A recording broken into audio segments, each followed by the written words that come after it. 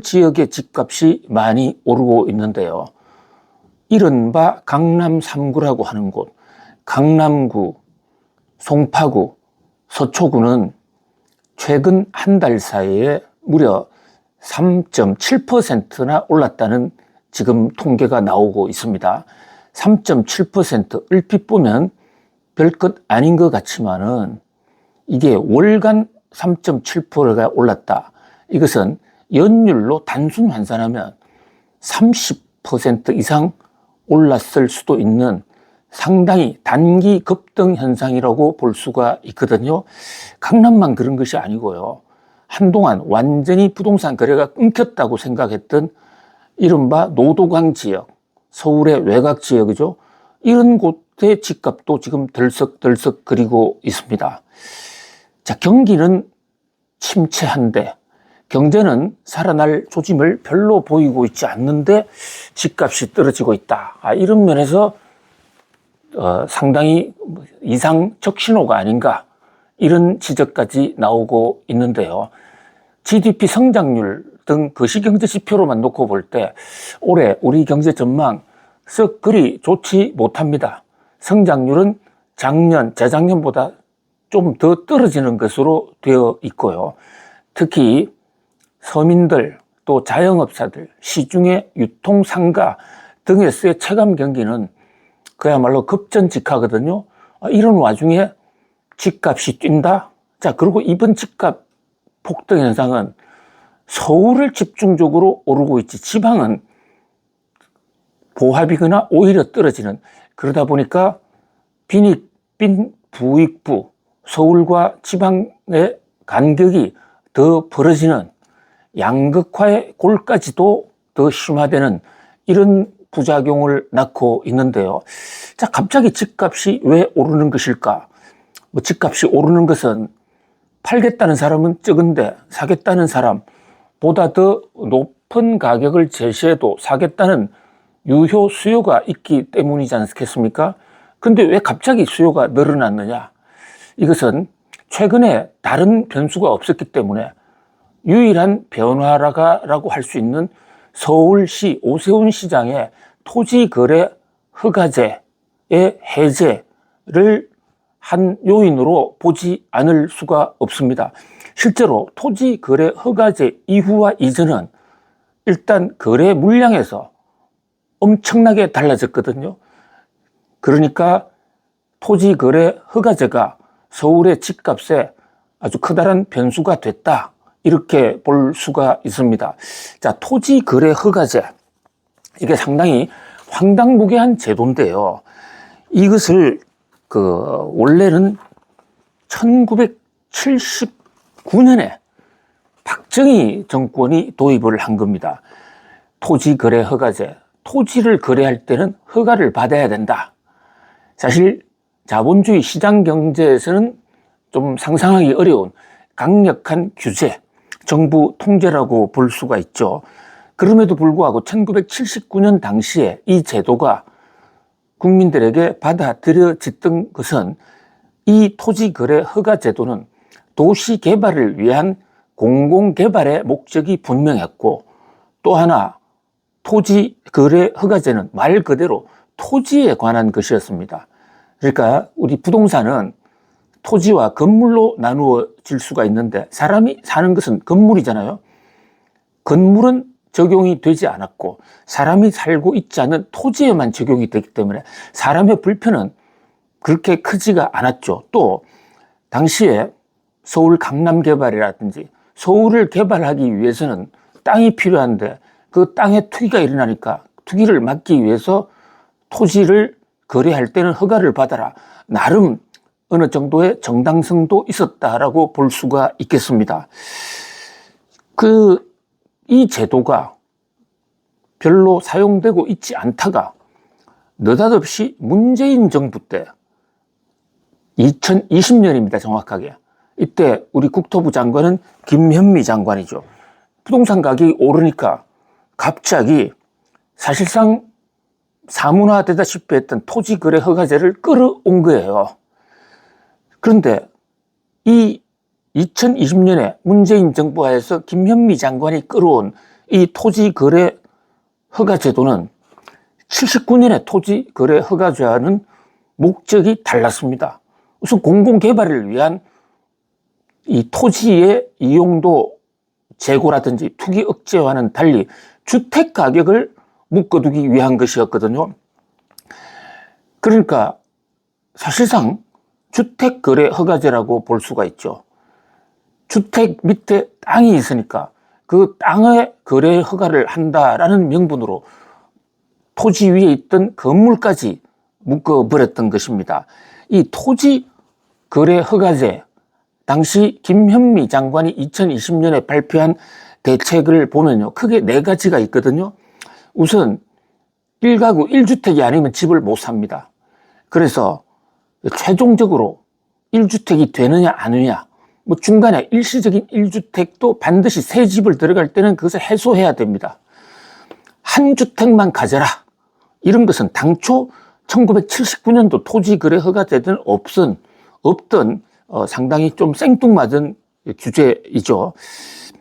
그 다음에 또 이 주택을 살 때는 허가를 신청한 날로부터 3개월 이내에 잔금을 반드시 치러라. 또 잔금을 낸 후에 6개월 이후에는 그 토지를 산 자, 실소유주가 입주하라. 그리고 입주 후에 2년간 실거주하라. 청청이 규제투성입니다. 자, 이런 어떤 불편, 규제를 장치를 해놓으면 집을 사는데 아무래도 불편이 있겠죠. 또 집을 살 때는 자금 출처 조사까지도 세게 했습니다. 그러다 보니까 인위적으로 수요를 틀어 막았던 것이죠. 그런데 이제 이 토지거래 허가제를 오세훈 서울시 정부죠, 2015년에 해제를 합니다. 잠3대청이라고 그랬어요. 잠실, 삼성동, 또 대치동, 청담동 등의 291군데에 묶여져 있던 토지거래 허가제를 전면 해제합니다. 자, 토지거래 허가제라는 것은 애당초 시장경제 질서에도 맞지도 않고 좀 토지거래를 명분으로 주택거래를 막는 거, 이것도 좀 법논리상 어색한 점이 많이 있었습니다. 따라서 보수 정권이라고 할 수 있는 오세훈 시장이 그러니까 해지하는 것은 예정된 수순이었다고 볼 수가 있고, 실제로 오세훈 서울시장도 서울시장 선거 당시에 토지거래 허가제 해제를 약속을 했었더랬습니다. 그런 면에서 비정상의 정상화라고 볼 수가 있죠. 근데 문제는 타이밍입니다. 자, 우리가요, 아무리 나쁜 정책도 오래 하다 보면 관성이 생깁니다. 그것을 물리에는 관성의 법칙이라고 그러는데요. 고무줄로 묶어놨다고 보면 고무줄을 풀면 반동으로 튕겨 나오는 측면이 있지 않습니까? 자, 이 대목을 좀 조심했어야 됐다. 이게 타이밍과 왜 관련이 있느냐면요. 자, 부동산의 시세를 좌우하는 여러 가지 요인이 있습니다. 이를테면 토지거래 허가제 같은 직접적인 규제도 있을 수가 있고, 돈을 묶는다든지 금리를 올린다든지, 또는 뭐 여러 가지로 어떤 정책에 메리트를 주거나 디메리트, 규제를 가한다든지 다양한 정책이 있을 수 있거든요. 그런데 그 부동산 관련 정책 중에서도 가장 부동산 시세와 부동산 경기에 직접적인 영향을 주는 2개를 꼽으라면 그 첫 번째는 이런 토지거래 허가제와 같은 강력한 규제의 해제나 또는 규제의 발동, 이게 직접적이고요. 그 다음에 2번째는 금리입니다. 자, 금리가 떨어지면요, 금융 부담이 적어지기 때문에 특히 금리 인하기에는 부동산 살만하죠. 지금은 금리가 좀 높더라도 금리가 계속 내려간다는 확신이 있으면 변동금리로 빌려놓으면 그 금리가 장기적으로 부동산 투기를 하고 또는 투자를 하고 있을 때 금융 부담이 하방 내려가지 않습니까? 그렇다면 이런 토지거래 허가제와 같은 강력한 규제, 메가톤급 규제를 해제하려면 다른 정책은 중립이거나 좀 억제를 해주어야 한꺼번에 관성의 법칙에 따라서 폭발해버리는 이런 현상을 막을 수가 있지 않느냐. 이것은 경제 정책을 하는 사람이라면 뭐 기초 상식이다 이렇게 볼 수가 있습니다. 근데 지금이 어떤 때입니까? 한동안 인플레를 잡는다 해서 금리를 굉장히 높여오지 않았습니까? 계속해서 고금리를 하다가 작년부터 이제 금리가 인하되기 시작했습니다. 한국은행 기준금리 연이어 인하하지 않았습니까? 그리고 지금 서민 경제 또는 자영업자 경기가 안 좋기 때문에 금리를 계속 내려갈 것이 거의 확실시되는 상황입니다. 한국은행 이 장용 총재도 금리 추가 인하를 직접 간접적인 방법으로 여러 차례 지금 예고를 하고 있죠. 이런 상황에서 토지거래 허가제라는 강력한 규제마저 풀었다. 이것은 부동산 경기와 관련된 시세와 관련된 중대한 두 고삐를 한꺼번에 풀어 제낀 겁니다. 이것은 상당히 현실 감각이 떨어지는 정책이다 이렇게 볼 수가 있고요. 그러다 보니까 두 가지 본물이 한꺼번에 풀리다 보니까 그야말로 수요 폭발, 그리고 팔겠다는 사람들은 지금까지도 잘 견뎠는데 좀 더 견뎌볼까? 이런, 그러니까 공급 부족과 수요 폭발, 이러면 부동산 가격이 올라갈 가능성이 매우 높습니다. 거기다가요, 은행 대출 창구의 경우에도 대출 한도를 맞춰야 되는데 일반적인 속성이 연말에 가면 그 개수를 조정하려고 대출을 막 억제합니다. 그러다가 연초에는 풀거든요. 근데 지금이 연초라고요. 금리만 낮춘 게 아니라 은행 대출문도 활짝 열렸습니다. 그러다 보니까 삼박자, 부동산과 관련된 여건 세 가지가 갑자기 좋아지니까 그동안 억제됐던 부동산 수요가 한꺼번에 뚫린 것이 아닌가. 그런 점에서 시간 선택도 좀 나빴고, 그 다음에 다른 보완 정책 없이 한꺼번에 부동산 가격 올리는 정책으로의 전격적인 한꺼번에 전환, 이것이 부동산 시세를 올렸다는 지적을 받고 있는데요. 또 올해 지금 서울 지역의 신규 부동산 공급 물량이 최근 10년간 가장 적습니다. 이런 상황에서 세 가지 화살이 부동산 규제 완화 또는 부동산 가격 상승 쪽으로 의미하다 보니까 한꺼번에 부동산 가격이 올랐을 수가 있는 것이죠. 자, 토지거래 허가제 자체는 시장 원리에도 맞지도 않고, 또 토지라는 이름으로 주택을 규제하는 거, 이것은 사실 꼼수입니다. 이것은 없어져야 마땅한 정책으로 보여집니다.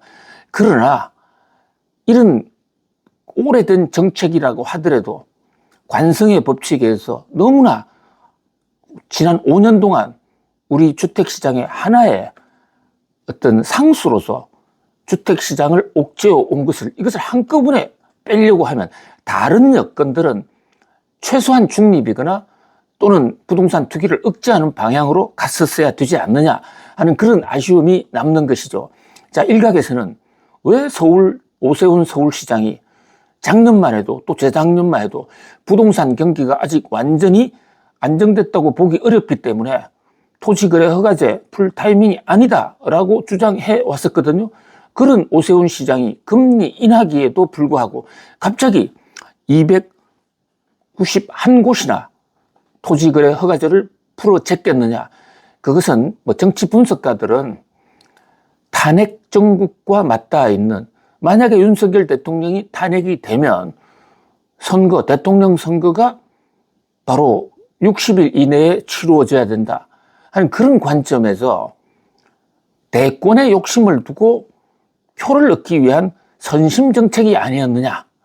그래서 정밀하게 여건을 살필 수가 없었고, 본인의 대선 공약이었던 서울시장 공약이었죠. 시장 공약이었던 이 토지거래 허가제를 만약에 공약 달성을 하지 않고, 공약을 실현하지 않고 대권에 나온다 그러면 고정 지지 기반인 어떤 보수 우파들로부터 지지를 받지 못하게 될 것이 아닌가. 특히 오세훈 시장 입장에서는 대선에서의 본선보다도 당내 경선이 더 신경 쓰일 거거든요. 이 당내 경선에서는 바로 자신들의 지지 기반이라고 하고 있는 집 있는 사람들을 중심으로 한 그런 토지 거래 허가제 해제 요구, 이것을 들어주는 것이 득표에 유리하겠다고 생각을 했을 것으로 보여지는, 뭐 어디까지나 이것은 확인된 것은 아니지만 합리적인, 나름대로 근거 있는 논리적 추측이라고 볼 수가 있겠습니다.